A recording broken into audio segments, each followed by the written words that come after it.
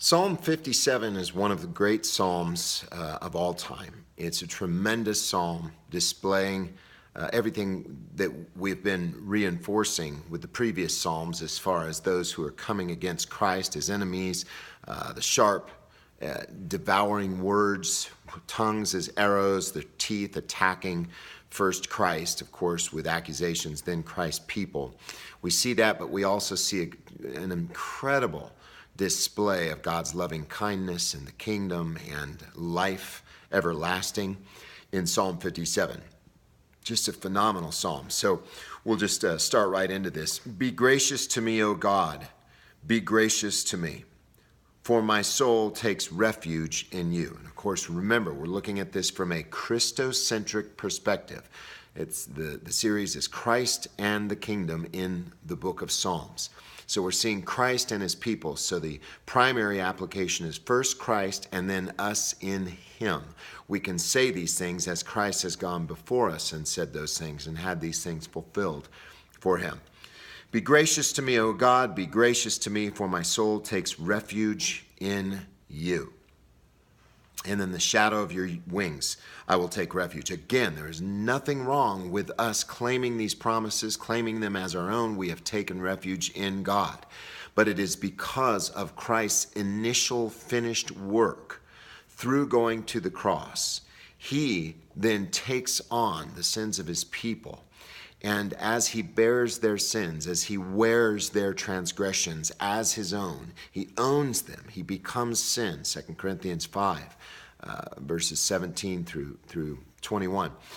We see him taking on everything that we were as his own, becoming sin for us so that we become the righteousness of God. And in so doing, he then trusts in God, the Father, as his refuge, until destruction passes by. Isn't that beautiful? For my soul takes refuge in you, and in the shadow of your wings will I take refuge until destruction passes by. And that was death.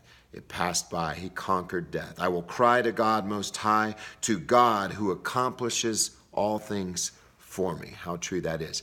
He will send from heaven and save me. Now listen, he reproaches him who tramples upon me. And that is with words. He's not talking about a physical trampling. He's talking about the trampling with words, as we will see. My soul is among lions.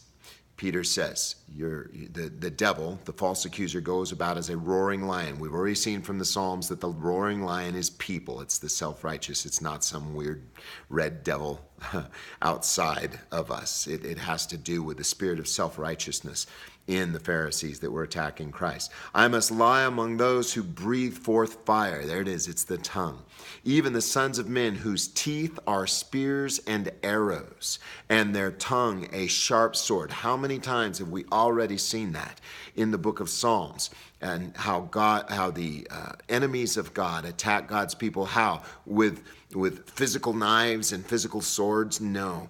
With words, biting and devouring words, gossiping words, slanderous, accusatory words.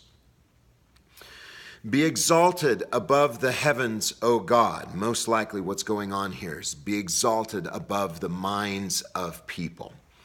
Let your glory be above the earth. They have prepared a net for my steps. So he just said, be exalted above the heavens. You know, the Bible says that even the principalities and powers, rulers of the darkness of that age, the old covenant age in Ephesians 6, it says they were in heavenly places. Heavenly places is the mind of people.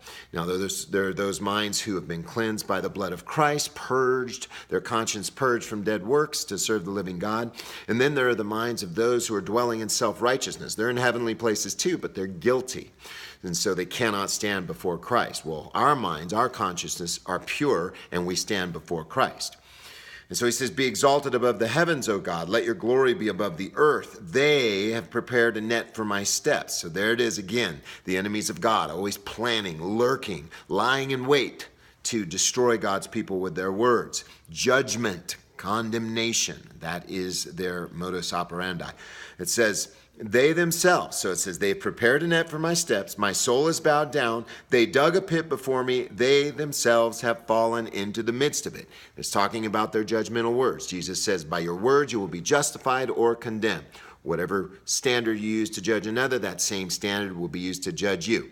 You're inexcusable, O man, for whoever you are that judges another. You judge yourself, for you do the same things. God is just repeating this over and over because he hates the false tongue. He hates the tongue that accuses, that gossips, that slanders, that judges unrighteous judgment. Okay?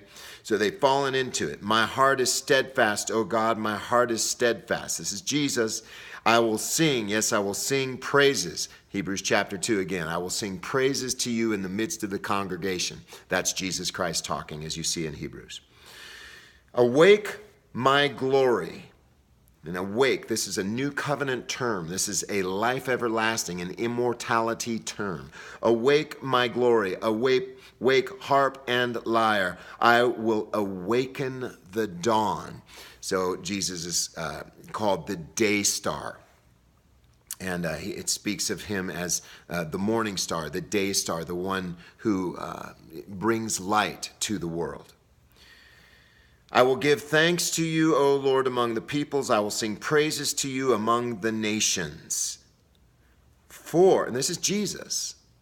What a wonderful voice he must have. It's called the gospel. For your loving kindness is great to the heavens. That is, to God's people. His loving kindness is great to the consciences of God's people. It's not great to those who are trusting in self-righteousness. It's just minimized. It's diminished. In fact, it's pretty much cut low. But for those who have trusted in his righteousness, his loving kindness is great. And your truth to the clouds. God's people are often referred to as clouds. We see that even in Hebrews 11 and 12. Be exalted above the heavens, O God. Let your glory be above all the earth. Again, God is to be honored. He is to be exalted. He's to be praised for his righteousness, not ours, not our good works, not our performance, but his finished work on the cross. That's Psalm 57. It's a wonderful psalm.